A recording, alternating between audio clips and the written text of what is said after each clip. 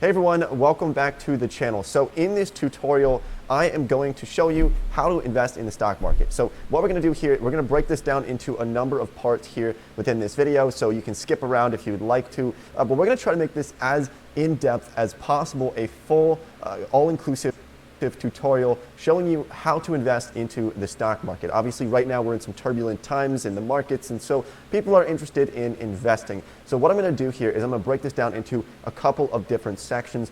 First of all, we're going to talk about a lot of common questions that people have of how to actually start investing, what brokerage firms should you use, how much money should you start with, what are some of the initial techniques that you can use to find stocks, or what type of investor should you be. Then later in the video, we're actually going to talk about stock market research. We're going to talk about qualitative versus quantitative research. We're going to talk about looking at different income statements, balance sheets, cash flow statements. We're going to really try to go as in-depth as possible. So we try to make as many personal finance videos as possible on this channel. So if you want to watch more videos like this, the only thing that we ask is that you subscribe to the channel and drop a like if you find value in this video. So without any further ado, let's get started here. But I first want to just kind of run over a couple things that we are going to discuss here. First of all, we're going to talk about the different types of investing, right? There's different types of investors. You can do investments that are rather short-term versus investing that is rather long-term. Then we're going to talk about how to actually buy stocks, brokerage firms that you can use, ones that I would probably avoid, some things that you want to avoid in that area.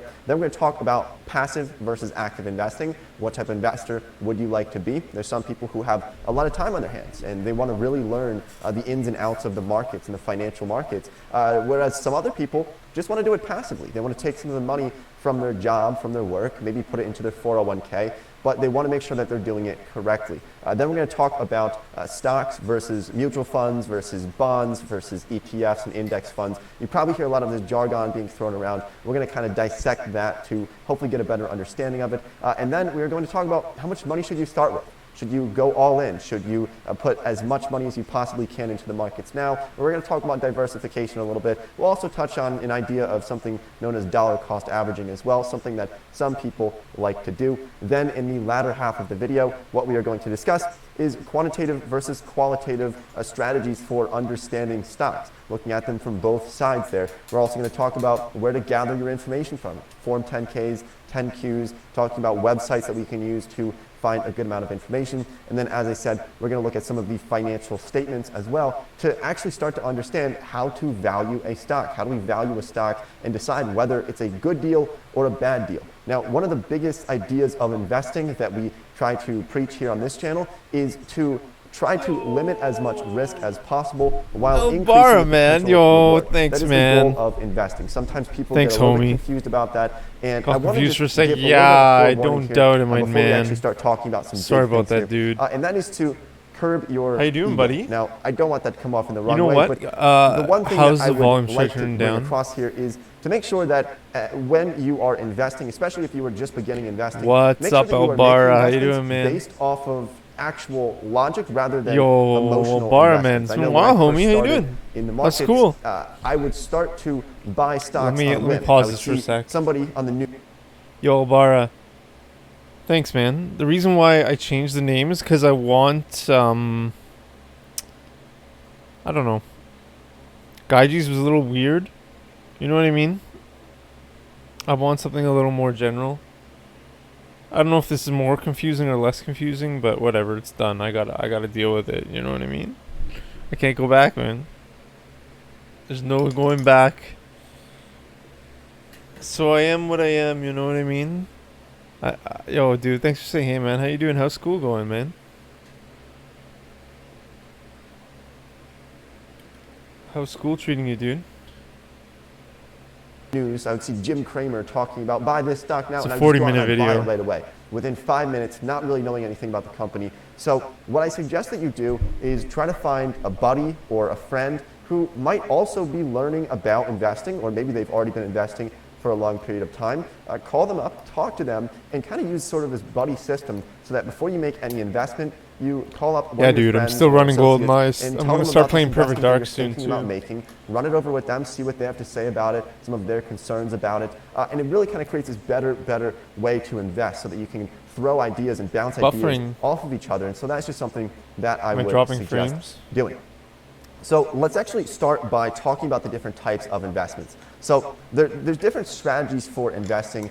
Maybe you've heard of some of these known as technical analysis, and then there's others such as fundamental analysis, and then there are other strategies as well, something that people like to do, which is sort of passive index investing, where they dump money in through dollar cost averaging. Those are really the three primary strategies for investing. And then there's also another one that we'll touch on briefly, which is more so behavioral finance. El Barra in the house. News, going off of trying to understand people's emotions and making investments from that perspective.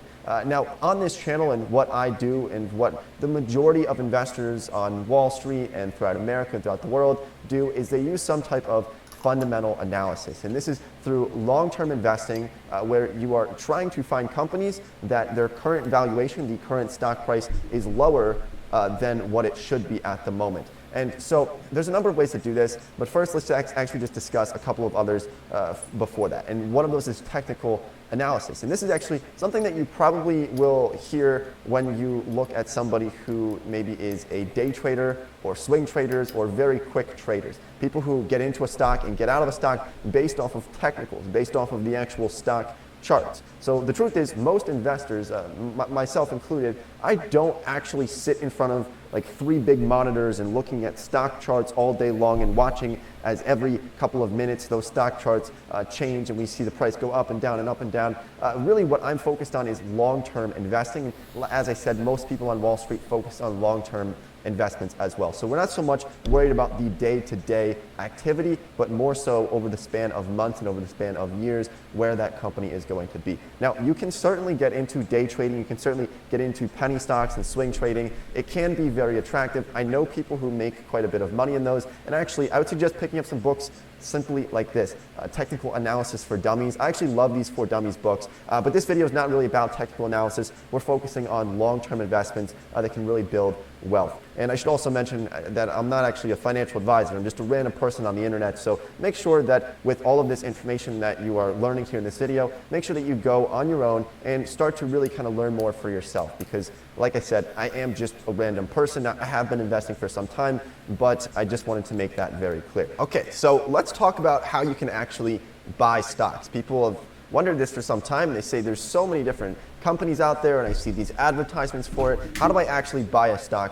Well, we'll touch on this very briefly because I think some people already kind of know how to do this. Or to be honest, you could just go onto the App Store and type in investing app and you can find one on there. But there's a couple that I really like. But there's also a lot that you probably have already heard of before, like TD Ameritrade, Charles Schwab, Fidelity, Vanguard. Those are the more traditional ones. And then we see a lot of newer ones in the past few years, like the Robinhood app, M1 Finance, which is one of my favorites. I just like working with them. And then there's others as well, like Webull, and I've seen a number of others popping up as well. I saw something like Public popping up. So there's a lot of different apps that are available. I'll leave some links to some of those down below if you're interested in signing up. I think it might be an affiliate link, so I might get some money if you sign up for it, but you totally don't have to do that. You can just go and Google it if you would like to find some different brokerage firms. But to be honest, it doesn't really matter which brokerage firm you go with. A lot of them today are pretty similar to each other. They have very similar features to them. As I said though, I really do like M1 Finance because you can do fractional shares investing. Whereas, for example, if you wanted to invest into Amazon stock,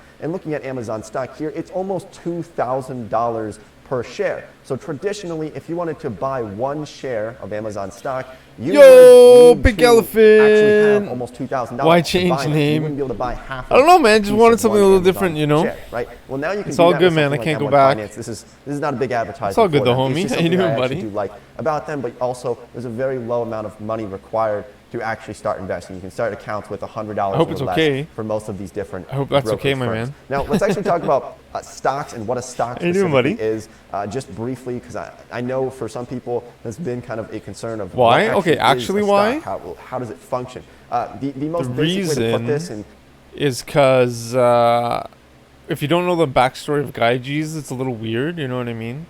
And I wanted people that like, you know, saw my videos, whatever, or even like saw your clip to be like, yo, this guy, what's this thing? What's his stream about? You know what I mean? Instead of like some random Greek philosophical character that Plato wrote about like 4,000 years ago, you know what I mean? Like, or 3,000 years ago, whatever, whenever Plato was around. Still the same dude, man. Still the same homie. Still the same guy. How you doing, man? Appreciate it, dude. A couple of sentences here is that a stock is essentially just a piece of a company that you own. So when I bought my very first stock, my very first share of a company in 2009, it was Cedar Fair, and I paid, I think it was $12 for one share of Cedar Fair stock. It was not a very good move, but I bought one share for $12. What this means is that, let me pull up Cedar Fair stock right here and just show you exactly what this actually would mean. So if you buy one share, currently the price of Cedar Fair is $18.34 per share. So if you buy one share, that means that you own a tiny sliver of this company. You actually own a piece of this company. It's not that you're speculating on it, you actually own a piece. And so what can happen here, and depending on the type of company, you can actually get invited to shareholder meetings. I know that I used to get invited to Cedar Fair shareholder meetings. They would actually give me free tickets to their amusement park, even though I only had a few shares. It's actually a pretty good deal. But you also, can actually get invited to the shareholder meetings. Also, I just a lot of shares of a company. For example, 50, if you own one share, you're not going to really have much say in a company. Also, Pink Elephant, also I reached 50 followers. Thanks so much. And it's like on the point of like where hopefully if I get more, like I don't want, you know, if I might become affiliate hopefully, you know what I mean? That'd be huge. That'd be massive. Thanks to you, my man. How you doing, dude? Still the same guy. I'm still the same guy. I'm gonna be playing Perfect Dark too. But some people who own 10, 20, 30% of a company can actually vote on certain things that the company does. They can vote on who's going to be on the board. So it's really, really interesting how this can work. But yes, you own a piece of the company. Unlike bonds, where bonds are going to be essentially loaning money to companies and then they're going to give you that money back with a little bit of money on top as an interest rate. Well, with stocks, you actually have some equity in that company. And that's the best way to view it. Hopefully that kind of clears it up. If you're still a little bit confused, you'll probably just learn more throughout this video as we sort of explain how these stocks function, but that is the basic understanding of it. So let's actually go back to where we were here. We talked about how to actually buy stocks, open up a brokerage account. Like I said, M1 Finance is one of my favorites. It's super easy. Once you sign up, you can sign up for an individual brokerage account, or you're probably going to see a ton of different options when you're signing up, where you might see you're going to have an IRA, potentially, you're going to have joint accounts, custodial accounts. If you're under the age of 18 in America, then it's going to be difficult to invest into the stock market. You can still do it. You're just going to need to get your parents' help with that. It's technically going to be called a custodial account, so it's under their name, but your name is attached to it as well. And so I'm not sure on the entire legality of whether or not you legally, if you're under 18, are allowed to control that money, but it has your name on it. And I know when I was younger, and this is not advice here, but when I was under 18, I had access to my account and I was investing with that, and I just had one of my parents on that account, so I could get started with that. So like I said, if you're under 18, you can still totally do this. You just need a little bit of help from some type of adult. Joint accounts, there's going to be IRA accounts, there's going to be a number of different ones. The basic one, the most simple one, is just going to be an individual brokerage account. It's probably the one you're going to see at the top of the list when you were signing up for opening up a brokerage account. Okay, so let's talk about passive versus active investing here.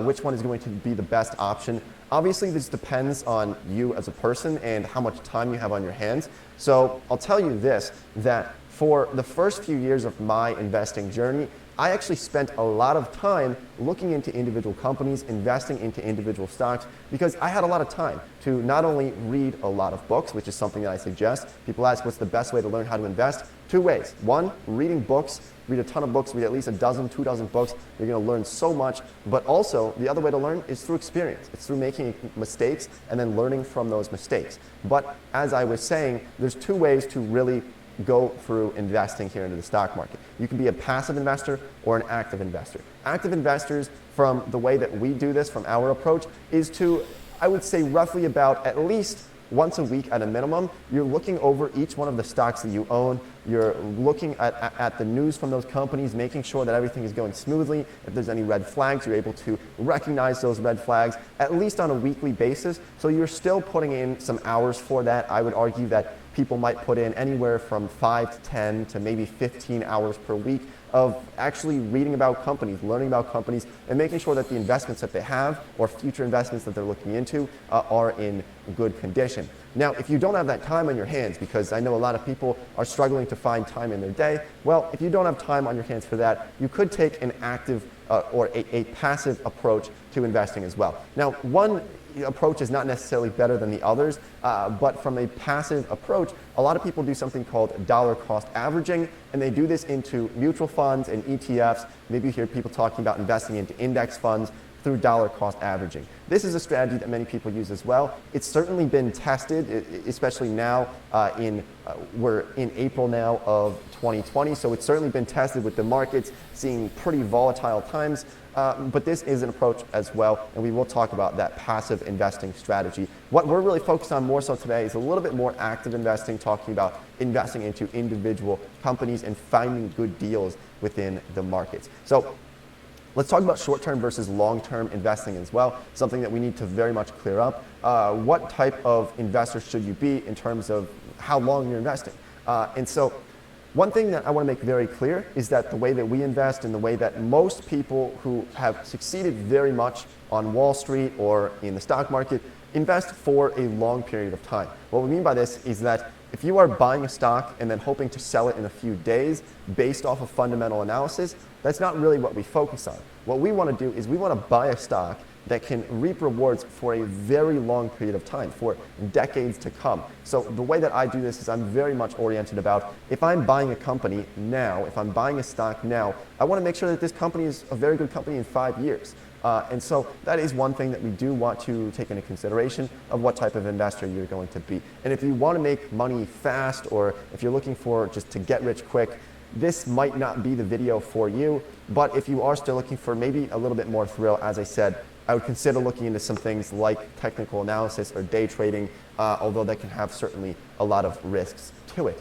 Now let's talk about stocks versus funds, stocks versus mutual funds, ETFs. So as we mentioned earlier in this video, a stock or a share of a company, you're going to own a piece of one company. But with ETFs, exchange traded funds, or mutual funds, or maybe you hear index funds as well, what these are going to be essentially a basket of stocks that people can invest into. So say that you didn't want to put all of your money into Walmart stock because you want to diversify. You don't want all of your money going into one company, because what if Walmart has problems next year and their stock price goes down to much lower than what it was today, and you can end up losing a lot of money. And so what some people like to do is they like to invest into ETFs, mutual funds, index funds. They're all relatively the same. For the purpose of this video, we're just going to say that ETFs and mutual funds, they're relatively the same in the sense that they're going to represent an overall basket of stocks. So think about something like VOO. VOO is an index fund which is run by Vanguard. Okay, so Vanguard is a financial institution. You can open up an account with them. I think they're a really good company. So it is essentially just a brokerage firm that you can use here. But something like VOO, VOO, which is an S&P 500 index, it tries to track the S&P 500. So maybe you've actually heard about people talking about the stock market is down 600 points today, or the Dow crashed 7% today. Well, these are actually indexes that essentially kind of show us how the markets are doing overall. So, for example, the Dow Jones Industrial Average represents 30 companies in the United States. Then we have something like the S&P 500, which represents 500 companies in the United States. This is probably arguably the best indicator for how well the U.S. markets are doing, the stock market. Are you trying to censor me? No, man. Kind of the economy as well. And then there's another index that we see quite often in America, which is known as the NASDAQ, which is much more focused on tech stocks. But then throughout the world as well, most countries or most regions in the world are going to have some type of index that you can see how well that's doing. So in Shanghai, there's an index. In Tokyo, there's an index.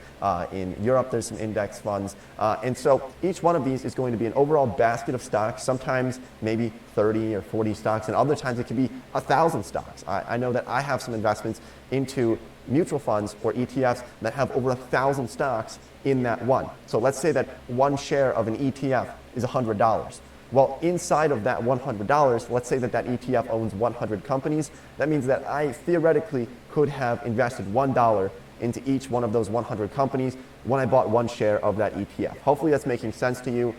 So it just sort of diversifies your investments. And the pros to this is that, well, let's say that you invest into an ETF like VOO, VOO, which is that S&P 500 index fund. It represents 500 companies. So if you invested money into this, well, you're pretty well diversified. And so what this means is that, let's say one out of these 500 companies goes bankrupt. Let's say they pull an Enron or a Lehman Brothers or a Bear Stearns, and they go bankrupt. They have no money left, and they go under, and their stock price Sorry, goes man, to we're going to have to go with no zero. notifications for this stream. If you buy an index fund, if you have money into an index fund, well, if that one company out of 500 went bankrupt, the other 499 should hopefully kind of carry the weight for that, and you wouldn't really feel that much of an effect from that. But on the flip side, if, say, one of those 500 companies turns into the next Amazon, the next Apple, the next Netflix, and it absolutely booms and the stock price goes from $1 to $1,000, well, you're not going to see much of an effect from that as well because the other 499 stocks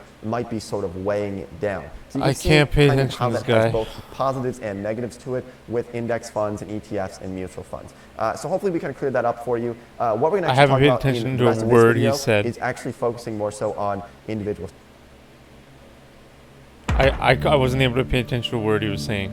I'm a visual learner, man. I'm not an audio learner. What is this? Wondered myself.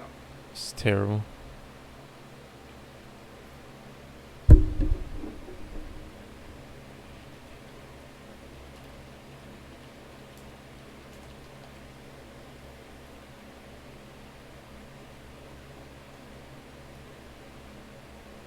Look at this guy. Thanks for your patience, man. Thanks for your patience, homie, pig elephant.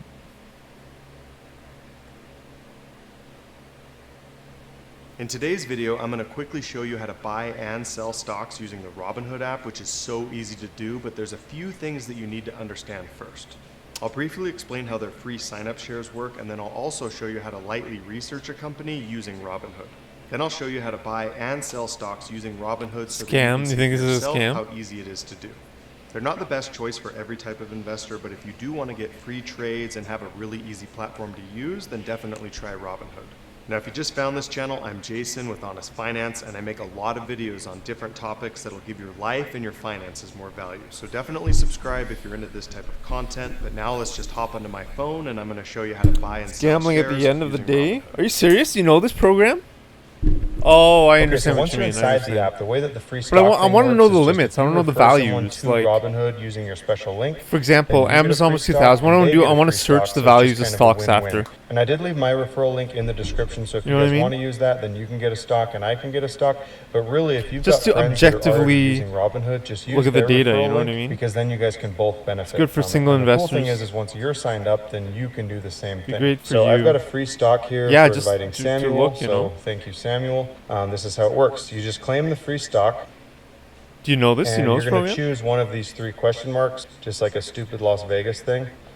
And then you Easy for scratch it individuals. out, Sick, man. Do you know anything on the and we'll market? see. So it looks like I got Sprint, which is worth 571. And honestly, I have never gotten anything over 10 bucks. But that's my luck. I have had some guys in the comments tell me that they've got shares that are worth over 100 bucks. So maybe you'll be one of the lucky ones, but I haven't been Sprint, so far. like how- And then before I get into all the research why? stuff, I do want to let you know that with the free shares, you can't Likes to actually trade sell those Forex? stocks Yo, for 3 full Pink, trading man. days. We got the So just fucking, keep we that got the in mind. knowledge, And then man, if you ever up do in wanna this get your house. cash for them, We got the pink elephant, the knowledge, bro. You kidding me? I used to trade 4x. How do? Should I look that up? Should I look up 4x? What's 4x, man? Should I look it up? Alright, let's play this video. Just start it, just to wrap my head you have around to wait it. a full 30 days. And those are the full rules for that kind of stuff. So if you do get a free share, just keep in mind that those are the 2 rules. betting with them, against- but that's about it. So as far as searching currency. for a Cool, stock, man. let's do that right now. I'm just going to look Betting for Pepsi against. because I know that That's I don't own interesting. them, and I'll show you guys how to do some quick research on Robinhood. So you can just type in Pepsi if you don't know the ticker symbol, and you'll be able to find it. So right here, PepsiCo, PEP is the ticker.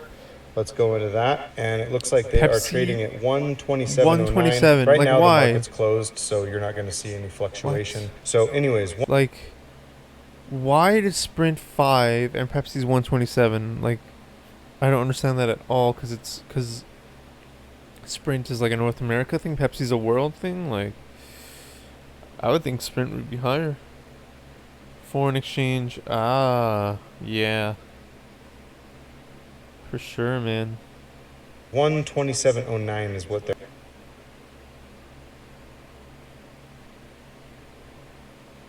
Yeah, dude. at per share. This is just looking at a 1-day graph by default. So let's move it over to a 5-year. This is as far as we can go on Robinhood, which honestly is good, but I wish that they could go back further.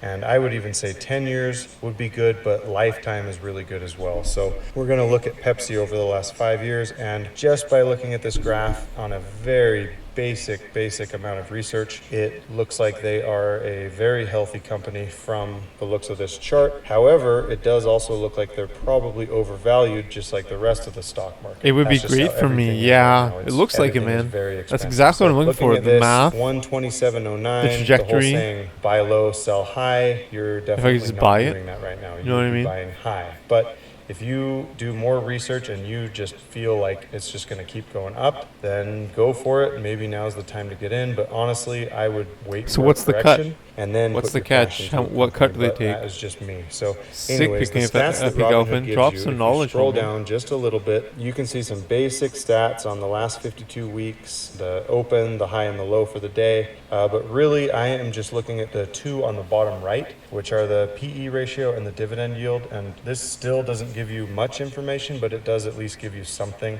The PE ratio is the price to earnings ratio, which is basically how much a cost per share is relative to how much money they're actually making. No So this is retirement basically accounts. saying that a share right now is 14 times more expensive than what they're actually making. What does that mean? Typically, What do you mean? I like to have No the mutual PE funds or ratio as low bonds? as I can get it, but it all depends on the industry I that don't you're know looking at too. 'Cause if we anything checked about what you're talking Coca-Cola about, man. and theirs was a 20, then, Unfortunately. Pepsi would actually be looking better than Coke. But that's how you'd be looking at the PE ratio. And honestly, I'd just say anything below 15 is probably a little bit better on your side. Looking I at think those you can kind of buy numbers. futures. And then the dividend yield, this is just how much they're going to be paying you as far as a percentage of the shares predictions per year to own on them. values. So 3.25% is what they are currently paying based on the current numbers. So if you bought a share for 127 bucks, then throughout the year, probably 4 times a year from Pepsi, they are going to pay you a quarter of that 3.25%. And so those are the two numbers that you can look at with Robinhood. And then if you check down here, they'll also have different articles and things you can check on,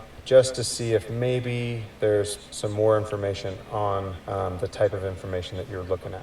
So, and then we've got the analyst Robinhood. ratings. 36% say buy, 60% say hold, 4% say sell. This is as basic as it gets. I wouldn't even look at any of this kind of information, but they do have it there if you want to look at it. They've got their earnings right here based on how everything's looking. You can see the dark gray dots. Those are what we were expecting. And then it looks like we were actually a lot higher than that. So those are quick indicators on the quarterly results to tell you how Interesting, the man. company's doing relative to interesting what people stuff. thought they were going to be doing. So that's good as well.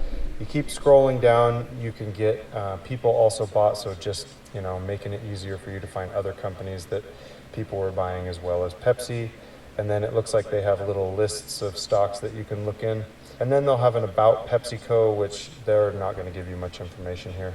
Just a short little snippet of what they do, what they own, how many employees they have, and all that stuff. And that is as deep as you can go on Robinhood. And honestly, if you guys want to learn how to research stocks more than that, you're going to have to check a lot more resources so that you can learn a lot more about it. But you can start with Yahoo Finance, and you can also go to the investor relations pages on the actual websites. Anyways, you can go directly to the companies themselves, or you can go to Yahoo Finance, and that's what I would recommend you do. So anyways, let me show you now how to buy and sell a stock on Robinhood, and this is so easy. Let's buy Pepsi right now for $127.09. So we're just going to click buy right down here on the bottom right, and we're going to say 1 share. And so I actually know how much money I have in my account. If you look up at the top, it says 3383 available, and that is because that's how much cash I have available. And the reason I'm doing this with a more expensive share is because I want to show you what's going to happen.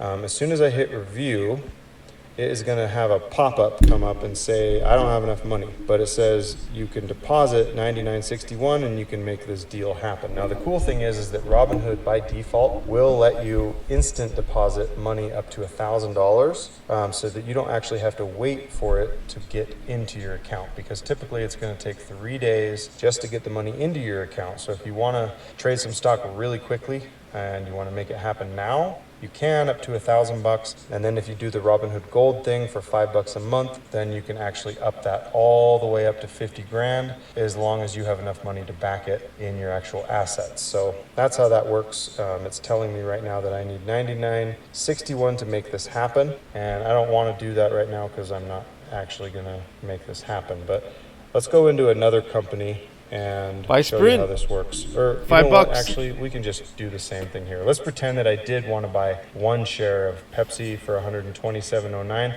That is the market price, keep in mind.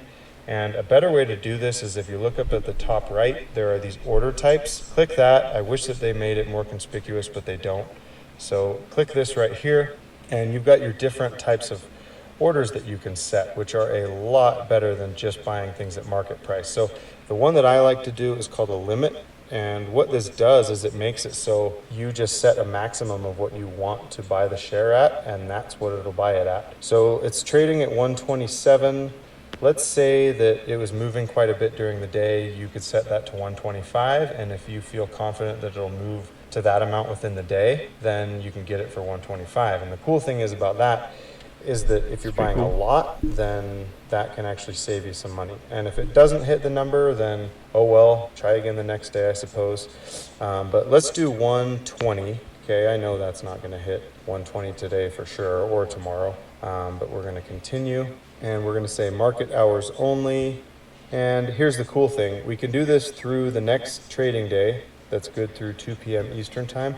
Or you can actually set a 90-day period. So you can actually keep that limit, then it will automatically buy however many you told it to at that price, and that will hold it for 90 days. So it's almost like you can let it automate for you and make it a lot easier to do this kind of stuff. So that's how you do it. At this point, you just hit continue, and then you'd say execute. So now I'll just hit review, and you guys can see for yourself. I have to put in 86.17 to make this happen, and I'm not going to do that because I don't actually want to do this right now. But that is how you would buy a share. And if you do have enough money in your account, obviously the warning won't pop up, and you can execute the order, and that is how it works. Now, as far as selling a share goes, it is the exact same thing. So let's go into something that I own here. I know that I own some Ford shares. So let's go on the Ford. F is the ticker symbol. Wow, okay, $9? So if I own some, it's going to say trade. Are you kidding me? Looks Totally like I buy own 5 at least shares a bunch of Ford. of those. By the way, it has been like the lousiest, most boring stock ever. I've owned them for like 3 years, and I haven't seen anything happen with them. Look at this 5-year track record. It is just, in my opinion, I don't really have any worries about the company themselves, but it's definitely just a downtrend. Anyways, let's see. So we're going to trade some shares of Ford. We just hit trade, and in this case, we want to sell. And let's say that we want to sell 2, because I know that I have 5, and it tells me right up at the top how many I have. I have 5 shares available. Market price $9.48. If you're happy with that, go for it. Otherwise, you can do a limit order, just like I did earlier, and you can set a limit for it, all that fancy stuff, and that makes it a lot better. So anyways, that's how you do it. And you just hit review, and then right here where it says swipe up to